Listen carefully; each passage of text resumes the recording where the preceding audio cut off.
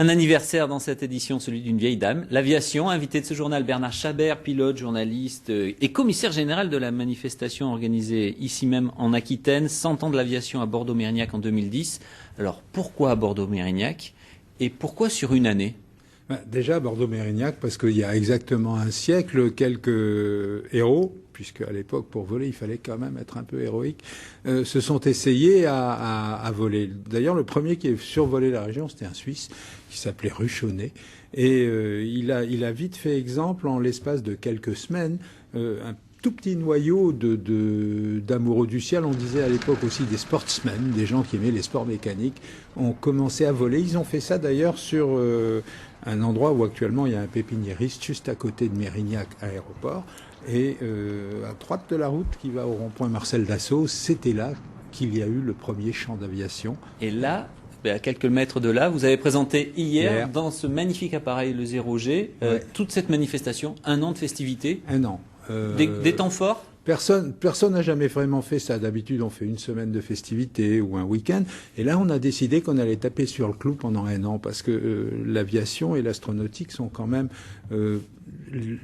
toute l'Aquitaine, pas seulement Bordeaux-Mérignac, mais toute l'Aquitaine est quand même, en Europe, probablement l'endroit où ça se fait le mieux. Et on ne le dit pas assez, et pas assez fort, et en complexe, nous, vis-à-vis de Toulouse. On ne dit même pas du tout, quasiment. Oui, il y a cette espèce de vieille rivalité Toulouse-Bordeaux. Il y a un automatisme, quand on parle avion, on pense Toulouse. En réalité, l'Aquitaine et la région bordelaise sont quand même, en la matière, même beaucoup plus riches que Toulouse, parce qu'on y fait beaucoup plus de choses, même si Toulouse a le gros marteau-pilon qui s'appelle Airbus. Oui, mais alors nous, on a notamment Pégase. Et là, on voit des images magnifiques. Vous allez rendez-vous sur l'antenne durant toute cette année sur France 3 Aquitaine. Oui, c'était le Thalassa du ciel qu'on avait mis à l'antenne fut un temps et qui avait eu un succès absolument énorme, qui pour diverses raisons a disparu. Eh ben, on va le faire renaître d'abord sur France 3 Aquitaine jusqu'au mois de juin et ensuite on espère qu'on passera en orbite supérieure.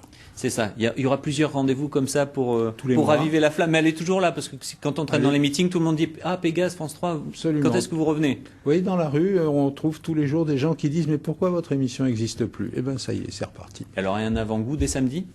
Dès samedi, il y a un avant-goût qui est pas vraiment un Pégase, qui est une émission spéciale qu'on a tournée l'autre jour sur 1h10 et qui essaye de présenter un petit peu le panorama de tout ce qui va se passer pendant un an, c'est-à-dire plus de 30 manifestations étalées sur un an, sur Bordeaux, sur Mérignac et sur le reste de la région aussi. Et une vraie volonté derrière tout ça, c'est vraiment célébrer l'aviation. C'est qu'à la fin de l'année, les gens de la région, si déjà ils se disent il n'y a pas que les Toulousains qui font voler des choses, nous on le fait aussi, on le fait pas mal, ben on aura gagné. Merci beaucoup Bernard Chabert. Rendez-vous sur France 3 Aquitaine, samedi 14h35, 15h50 pour une émission spéciale centenaire suivie d'un documentaire sur l'avion de la bombe et puis tous les renseignements bien évidemment sur le site internet de France 3 Aquitaine.